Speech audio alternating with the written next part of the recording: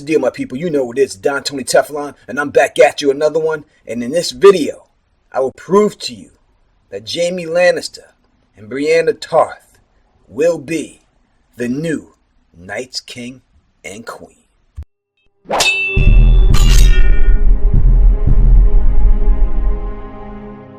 Now I know there's a bunch of you who want to say that Jaime Lannister is on this huge redemption arc, and after pushing Brienne out the window, after having sex with his sister, he all of a sudden got his hand chopped off and now he's become a new man.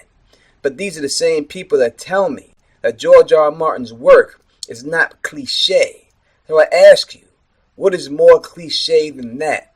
And that is the reason why I cannot believe that situation at all. And I believe we could look at the dream in the Storm of Swords when Jaime falls asleep on the Weirwood stump that is sent to him by Blood Raven to prove that he will become the Night's King and this girl will become the Night's Queen. So for this video, I have gotten the help from a great new YouTuber, The Gray Area, who just recently did a video on this same dream. So if you would like an alternative version of this dream, an alternative prophecy or prediction, please go to her channel and check out her video. But without further ado, let's get into this. What place is this? Your place, the voice echoed. It was 100 voices, 1,000, the voices of all Lannisters since Lan the Clever, who'd lived at the dawn of days. But most of all, it was his father's voice, and beside Lord Tywin stood his sister, pale and beautiful, a torch burning in her hand. Joffrey was there as well, the son they'd made together, and behind them, a dozen more dark shapes with golden hair. Sister, why has father brought us here? Us? This is your place, brother. Her torch was the only light in the cavern. Her torch was the only light in the world. So Jaime Lannister finds himself in a place he's never been, and for better words, we will call this the Crypts of Casterly Rock. And he is surrounded by all dead Lannisters, and now his sister and his father and his son are all there, and they are all dead. And we know that Cersei is dead at this time because she is pale. Now, when we hear the word pale surrounding Cersei Lannister, this is not the first or the last time that we hear it. And we know that when Cersei dies, due to the Maggie the Frog prophecy, that the Valancourt will wrap his hands around her pale white throat. So this is why we know that the Valancourt has already strangled Cersei at this particular time, and Cersei is dead when she runs into Jaime. She turned to go. Stay with me, Jaime pleaded. Don't leave me here alone. But they were leaving. Don't leave me in the dark. Something terrible lived down here. Give me a sword at least. I gave you a sword, Lord Tywin said. It was at his feet. Jaime groped under the water until his hand closed upon the hilt. Nothing can hurt me so long as I have a sword. As he raised the sword, a finger of pale flame flickered at the point and crept up along the edge, stopping a hand's breadth from the hilt. The fire took on the color of the steel itself, so it burned with a silvery blue light, and the gloom pulled back. Crouching, listening, Jaime moved in a circle, ready for anything that might come out of the darkness. The water flowed into his boots, ankle deep and bitterly cold. Beware the water, he told himself. There may be creatures living in it, hidden deep.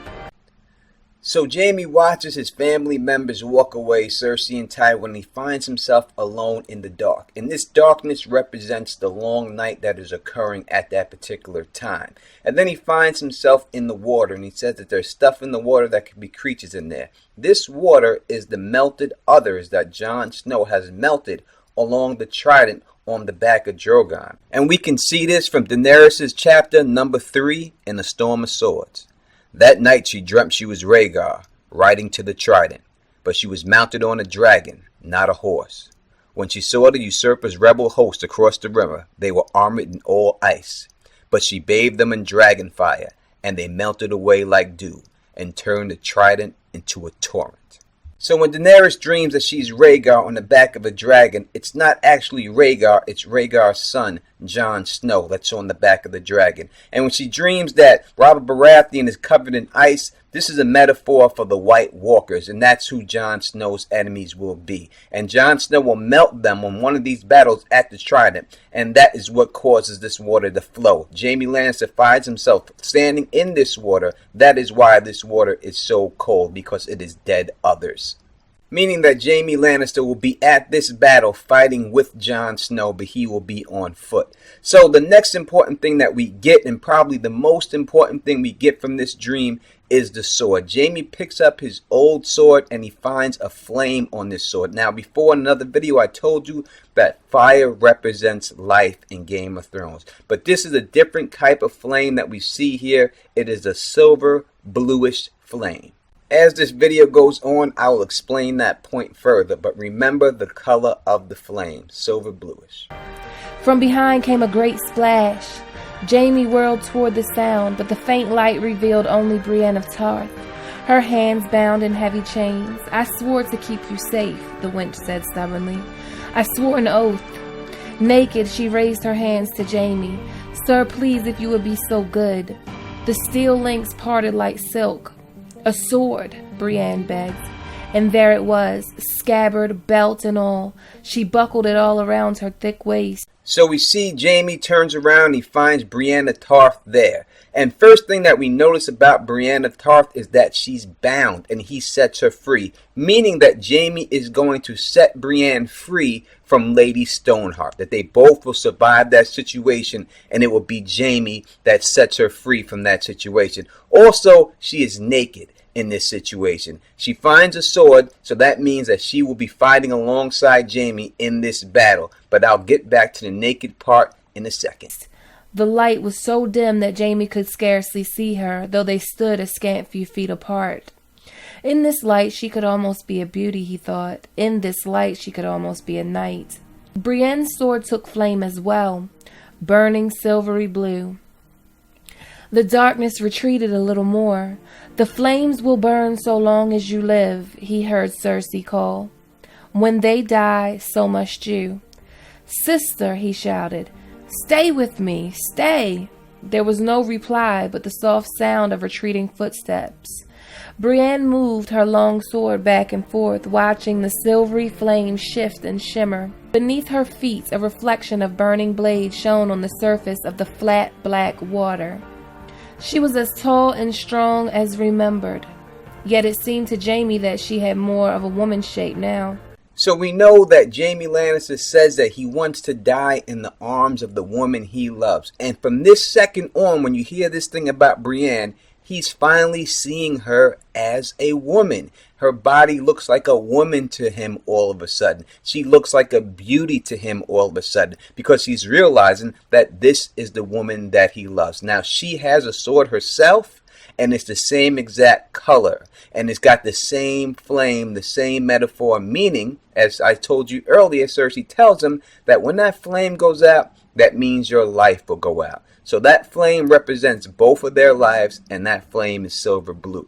Now they're also on black water, which means that the water is filled with blood. It's a huge battle been fought there, and it's blood all in the water, turning it black. "Something comes." Brienne lifted her sword to point off to his left. "There!" He peered into the gloom until he saw it too. Something was moving through the darkness. He could not quite make it out. A man on a horse? No, two riders side by side. Down here, beneath the rock. It made no sense. Yet there came two riders on pale mares, men in mounts, both armored. The destriers emerged from the blackness at a slow walk. They make no sound, Jaime realized. No splashing, no clink of mail, nor clap of hoof. So Brienne and Jaime are being confronted at this particular time by two White Walkers, and we see the pale mare, and we know the pale mare means death. So the White Walkers are their death, and they have come to him. And Jaime is realizing right now that he cannot be in the Casterly Rock crypts, because how would the horses get down there? So that's right now he's starting to realize that. but that's what that metaphor means. He remembered Eddard Stark, riding the length of Aerys' throne room wrapped in silence. Only his eyes had spoken, a lord's eyes, cold and gray and full of judgment. "Is it you, Stark?" Jaime called. "Come ahead. I never feared you living. I do not fear you dead." Brienne touched his arm. "There are more." He saw them too. They were armored all in snow, it seemed to him, and ribbons of mist swirled back from their shoulders. So Jaime Lannister here we see without a doubt that he is confronted by the White Walkers, for they are armored in snow. Just as I showed you before in Daenerys' chapter that they were armored in ice, in this particular time they are armored in snow. All the same thing. It's just a metaphor for the White Walkers. And he's confusing them in the beginning with people that he is wrong. That's why he thinks of Eddard Stark, because he wronged him. But it's not Eddard Stark. These are the White Walkers that come to him. And they are surrounded in shadows. And we know that shadows in Patchface's vision says that the shadows come to dance, my lord. Dancing meaning fight. So the shadows of the White Walkers are here to fight Jaime Lannister and Brienne. The visors of their helms were closed, but Jaime Lannister did not need to look upon their faces to know them. 5 had been his brothers.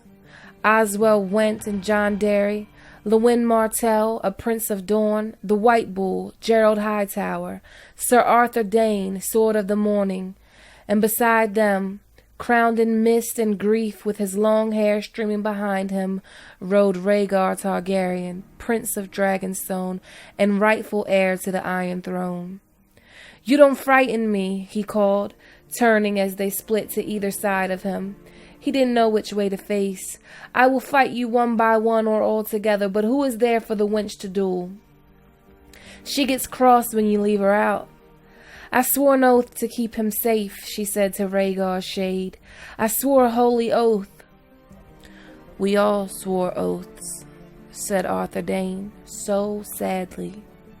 So Jaime Lannister are confronted by his brothers, the men that he was supposed to be brothers, and he wronged them. Now we see that Sir Arthur Dayne is sad because he swore an oath, and if he did not fulfill his oath, they would all be alive today. But instead, he is the reason why they stayed back and they protected Jon like Rhaegar asked him. And if he did not listen to his oath, they could have probably been alive, and that's why he's sad. But they did their oath, and Jaime Lannister did not do his oath. He broke his oath by killing the king, and that is why he is about to face this judgment, or that is why he feels inside he's about to face this judgment. But remember, it's Blood Raven that's sending him this dream. The shades dismounted from their ghostly horses.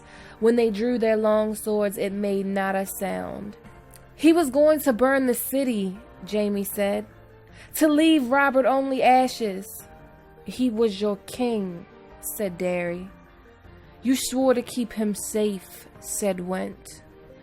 "And the children, them as well," said Prince Lewin.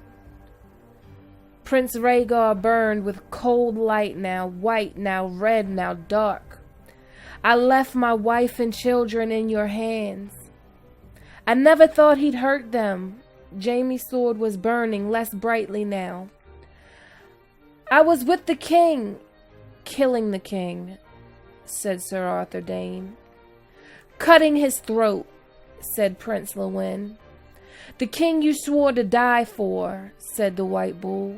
So here we see Blood Raven blaming Jaime Lannister for everything that happened, saying if Jaime Lannister just listened to his king, these things would not have happened. But Jaime's trying to explain himself and give excuses like he was going to burn the city, he was going to do this, but Blood Raven is not having it at this particular time because they killed the kids, they killed everything. And if Jaime Lannister would have did what he said, and that was to kill his own father, then those kids would still be alive. And Blood Raven is blaming Jaime Lannister for this as the White Walkers approach him. The fires that ran along the blade were guttering out, and Jaime remembered what Cersei had said. "No!" Terror closed the hand about his throat. Then his sword went dark, and only Brienne's burned as the ghosts came rushing in. So at the end, we see Jaime Lannister get rushed by the White Walkers and eventually get killed. That's why his flame goes out. And he does not see Brienne get killed because he gets killed first. So he will die in the arms of the woman he loves before she gets killed. But that is what that says. Now, the reason why I believe that they will become White Walkers themselves is because of the sword that they hold. Because the swords that they hold are the swords of the White Walkers. And we know this from the prologue chapter in A Game of Thrones. Again and again the swords met until Will wanted to cover his ears against the strained anguish keening of their clash. Sir Waymar was panting from the effort now, his breath steaming in the moonlight. His blade was white with frost. The others danced with pale blue light. And if you look up the color pale in the dictionary, it comes up as silver. So pale sword, silver blue sword with a flame on it. Their flame went out, meaning that they both die and they both become White Walkers. So tell me what you think, if you agree with this theory, and if you would like an alternate theory on this chapter, please check out the Gray Areas video. It is fantastic. And if you like the way I do this, please thumbs up this, please spread this across the realm, and please subscribe. And until next time, you know who it is. Peace! And stay sexy.